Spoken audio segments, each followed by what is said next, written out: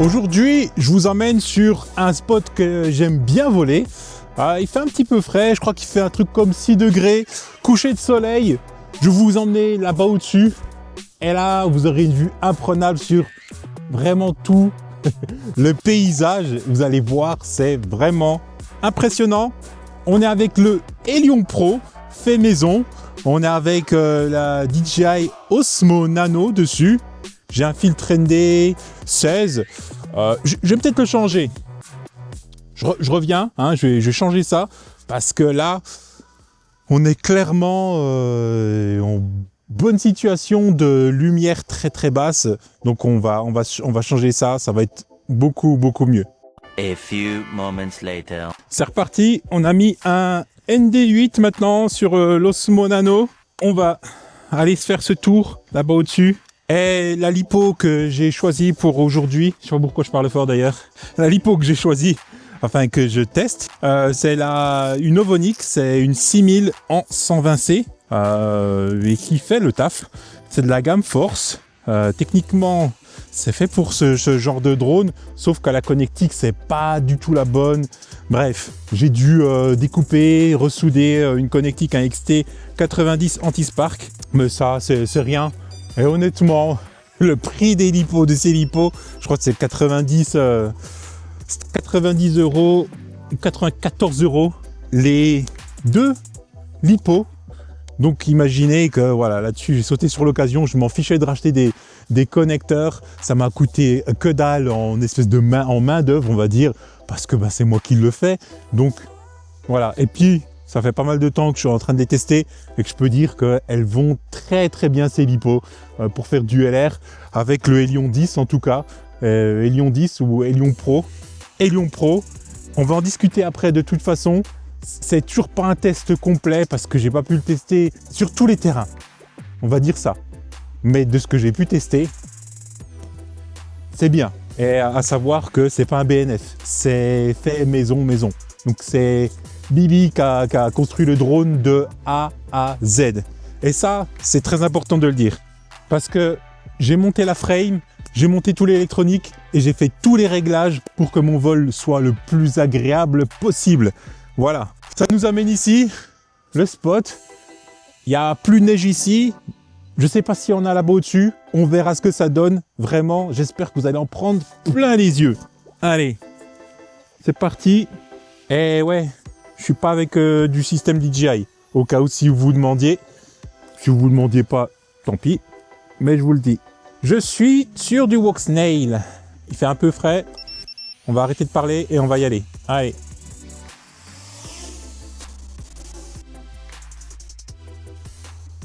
Voilà.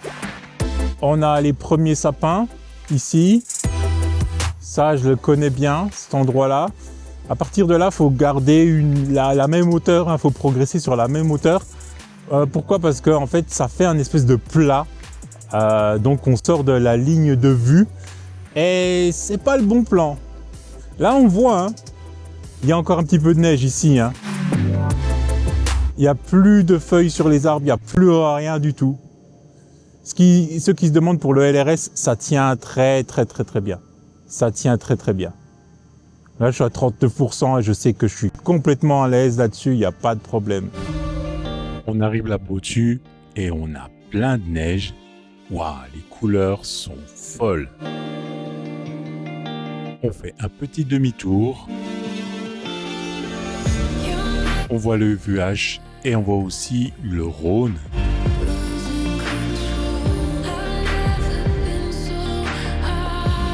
Tout au fond, c'est le Mont Blanc.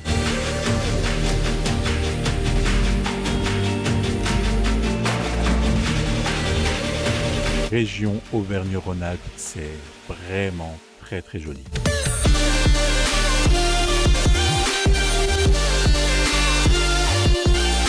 Alors, j'essaie de ne pas frôler les sapins parce que je veux avoir la vue la plus étendue possible pour vous et pour moi.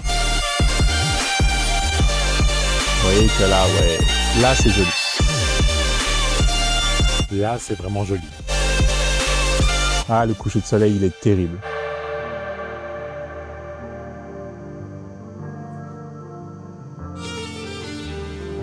Après, je vais redescendre un petit peu.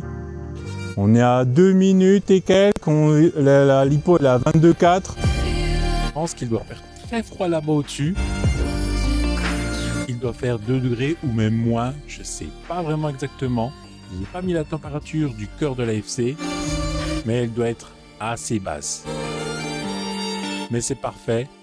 Elle doit être bien refroidie au max, cette FC en tout cas. Je ne vais pas jouer avec les limites de portée. Vous vous dites, il va pas très loin en fait. Je suis déjà monté là-bas au-dessus, c'est déjà pas mal, honnêtement. Pour cette ligne-là. Et là, on va descendre. C'était vraiment très joli.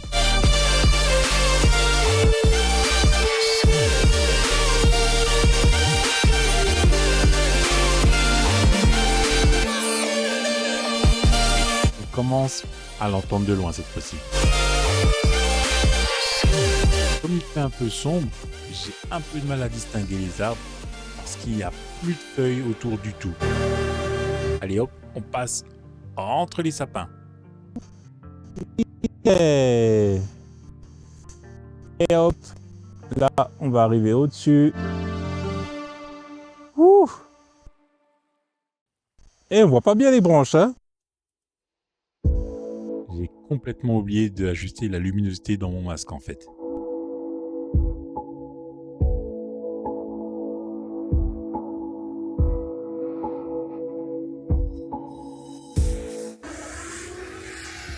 Mais j'ai pas vu en tout cas quelques des vibrations, des micro-vibrations, des choses comme ça, alors que j'y vais, hein, avec le throttle, enfin voilà, je m'amuse et tout. Et... Vraiment, j'apprécie ce vol. Les hélices, c'est des hélices de chez Foxeer. L'électronique, c'est tout l'électronique de chez Foxeer.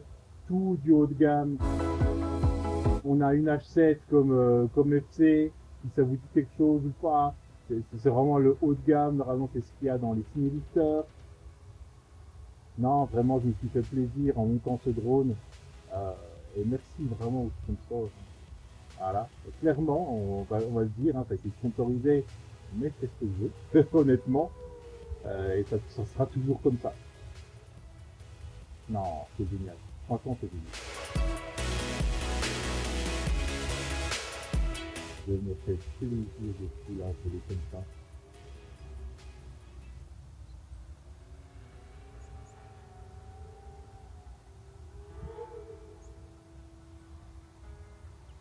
Alors là, je commence à avoir les doigts bien gelés, honnêtement. Avec ce drone-là, on peut vraiment aller vite. Hein. Les 100 km/h, ça peut être inimaginable. Je ne pousse pas sur les tropelles. Je sais, c'est pas obligé, j'ai déjà vu. Mais c'est les LED codes de menace RP. J'ai acheté ces DFR. Je ne suis pas sponsorisé par DFR. Donc, voilà. Faut y aller les yeux fermés dans le sens où c'est pas la première fois que je mets ce genre de LED sur mes drones. Et j'ai un bouton pour les allumer ou les éteindre. Donc, vraiment, super sympa. Je sais pas si j'ai allumé d'ailleurs. Je vais voir quand j'ai atterri. Ah ouais, je les avais bien allumés. Mais si je veux, Je les éteins. Nuit, jour, nuit, jour, nuit, jour, nuit, jour. Bref. Encore un moment parfait. Ah. J'avais pas oublié d'enregistrer. C'est ce qui est cool. On éteint tout ça.